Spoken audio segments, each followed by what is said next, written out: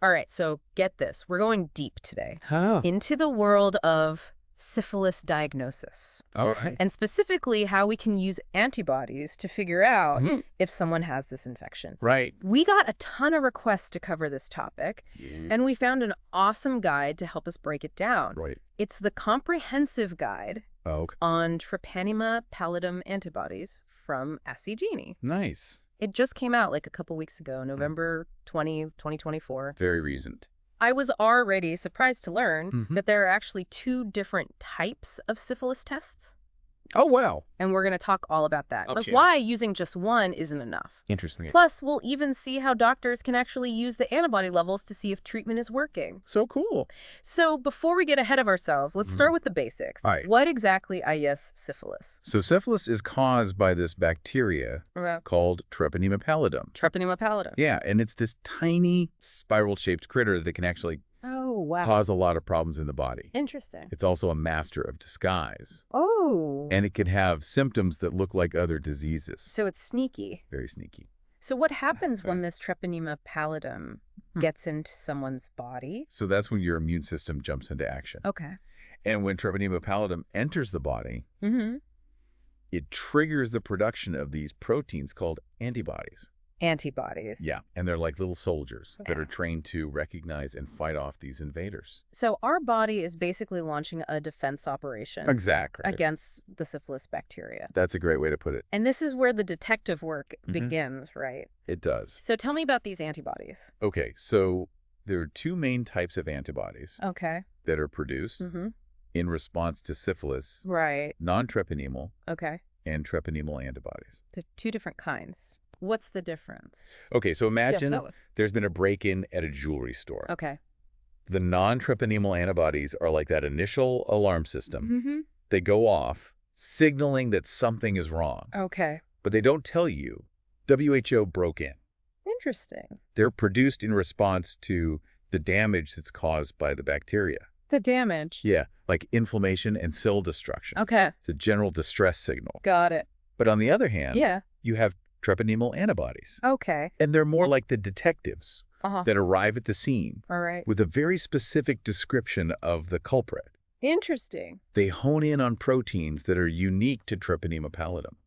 So they can identify the bacteria specifically. Yes, exactly like having the suspect's fingerprints. Ah, that makes sense. Yeah. So they're the ones that can definitively say, Right. yep, this is definitely a syphilis situation. Precisely. Okay, so that's why we have 2 types of tests. Each one is looking for one of these antibody types. That's right. Got it. But why not just use the super specific treponemal test every time? That's a great question. Thanks. It's all about timing and context. Okay. Sometimes, especially in those really early stages of syphilis, those treponemal antibodies might not be detectable yet. So you could have syphilis, You got, and the test could miss it. that's possible. Huh. That's a little unreliable. It can happen, and that's why those non-treponemal tests are so important Okay. for that initial screening. So they're kind of like the beat cops Yeah. patrolling the streets. Exactly. And the treponemal antibodies are like the specialized forensics team that comes in later. I like that. Okay. A perfect analogy. So if someone goes to get tested for syphilis, Yeah. what actually happens? Well, traditionally, Okay. doctors would start with a non-treponemal test, like the VDRL or the RPR. Okay. And these tests are looking for those general alarm antibodies, and they're pretty quick and inexpensive. So like the first responders Exactly. to a syphilis situation, Yeah. what are they actually looking for? It's actually visual. Oh, They're looking for clumping. okay. It's a sign that those non-treponemal antibodies are reacting with certain substances in the test. So if there's clumping, Mm-hmm. it means the antibodies are present. Yes, but remember, Yeah. those non-treponemal tests can be a bit trigger-happy, Oh. like a smoke detector going off when you just burn toast. They can sometimes give false positives. So someone could get a positive result, Right. but not actually have syphilis. It can happen. Interesting. Things like autoimmune diseases or even pregnancy Mm-hmm. can cause these non-specific antibodies to show up. So that's where those treponemal tests come in, Exactly. to double check. You got it. So if a non-treponemal test Yeah. comes back positive, Right. it always needs to be confirmed with a treponemal test. To rule out those false alarms.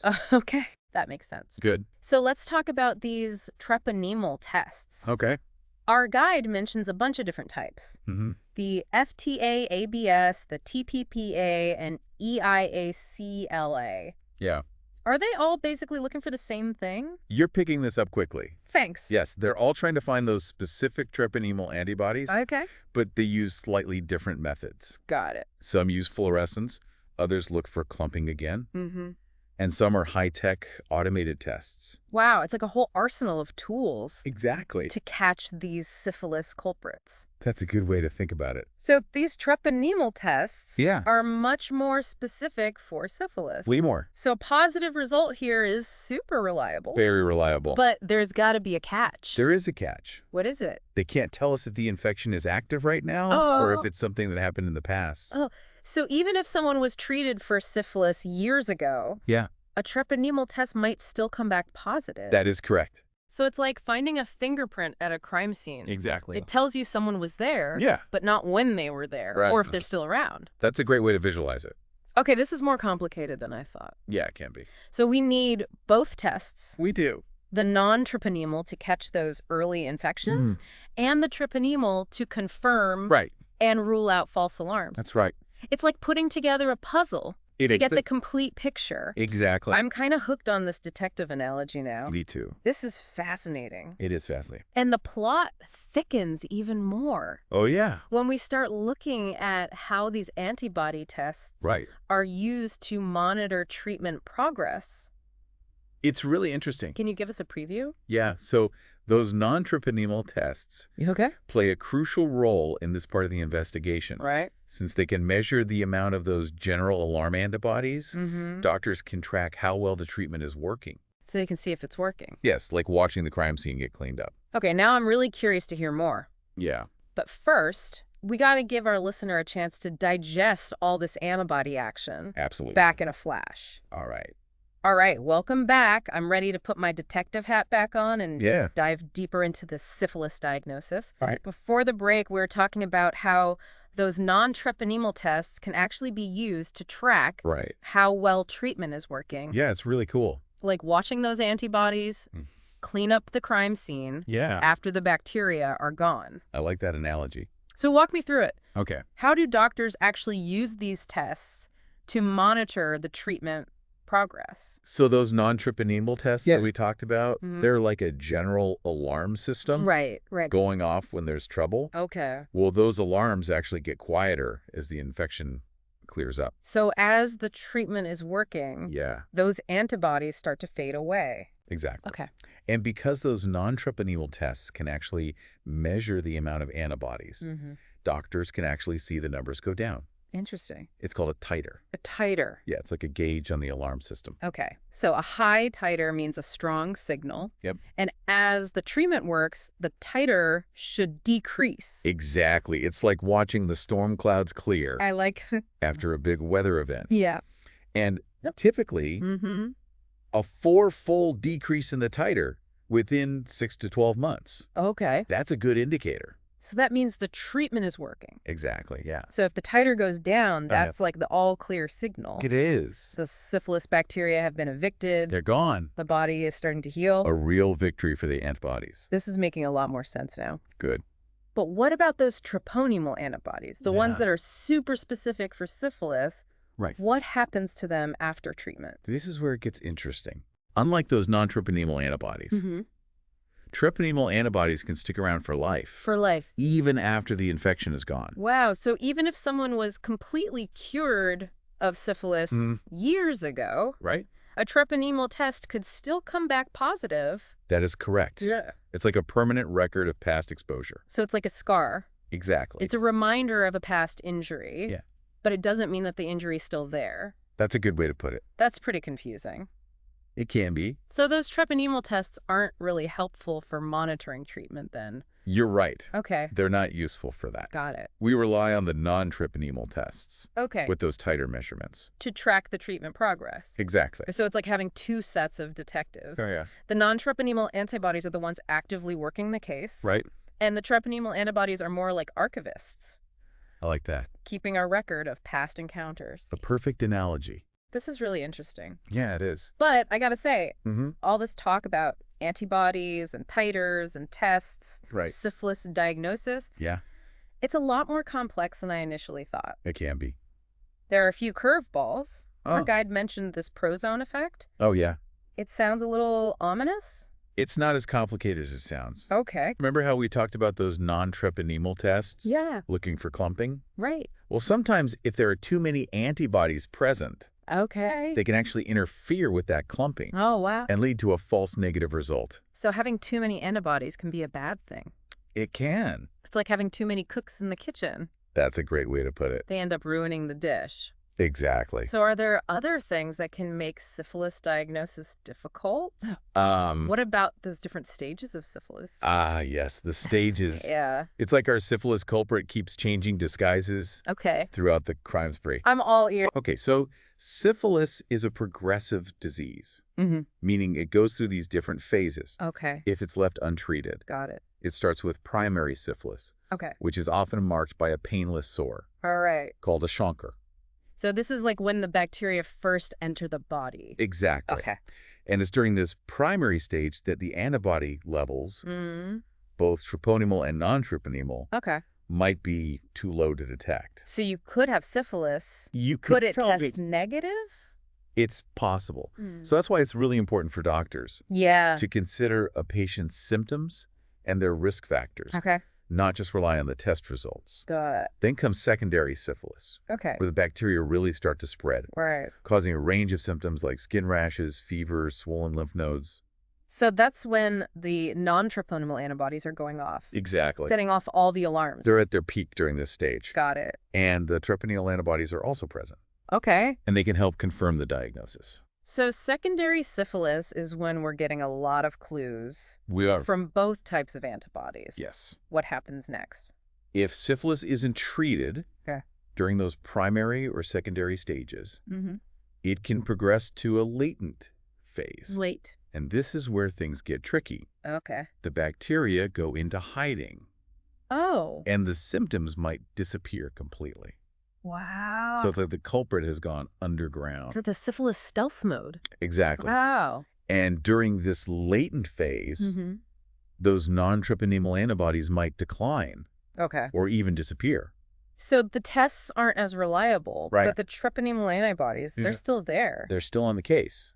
Wow. They don't give up. They're persistent. So they can still show a past infection, Ex- even if there are no symptoms. That's right. But if the symptoms disappear during this latent phase, Yeah. why is it important to treat it?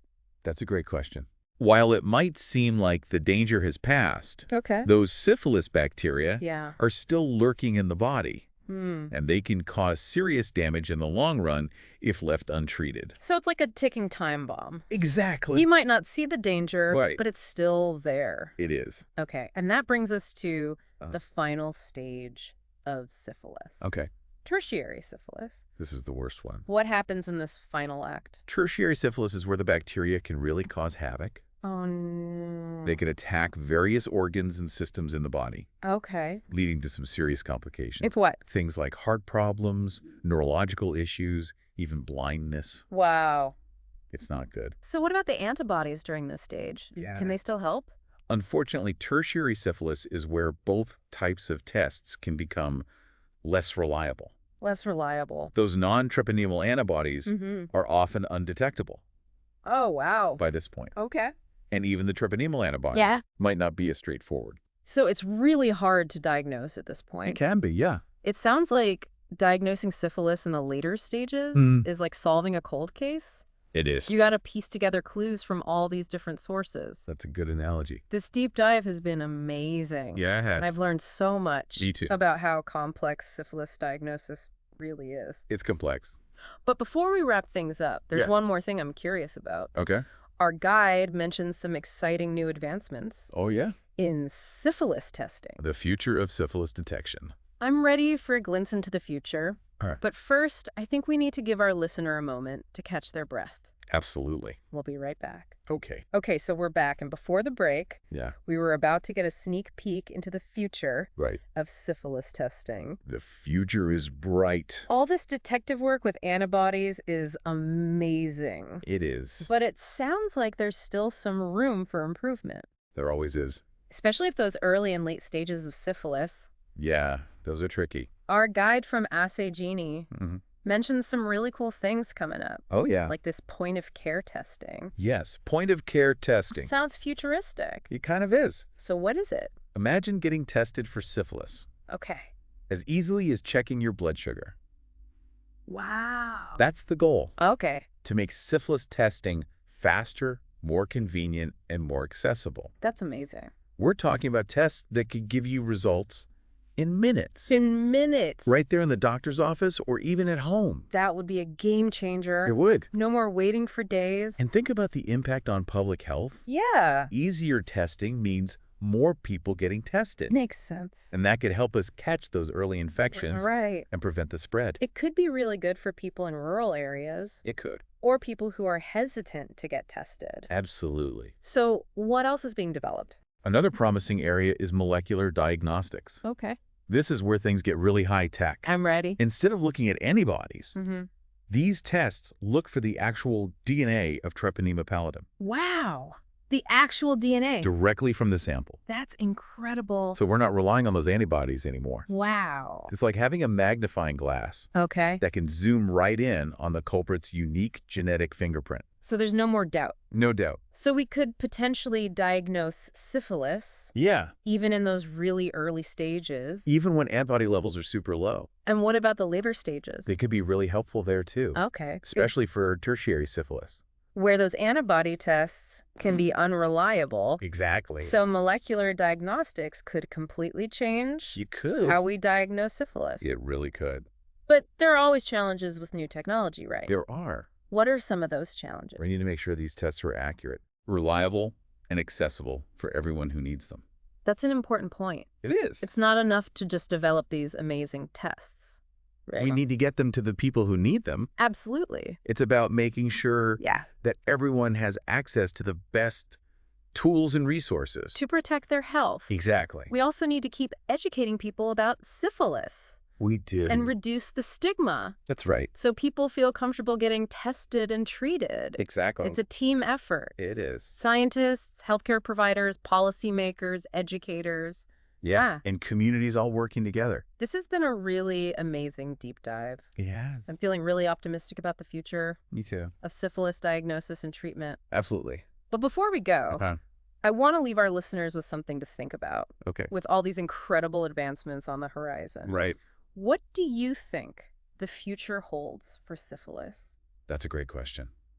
Could we actually see a day when syphilis is eradicated? I believe we can. Wow. With continued research, innovation, and a commitment to public health. I'm with you on that. Yeah. Thanks for joining us. Thanks for having me.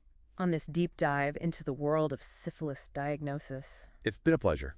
Remember, knowledge is your best defense, so stay informed, stay curious, and stay healthy. Absolutely.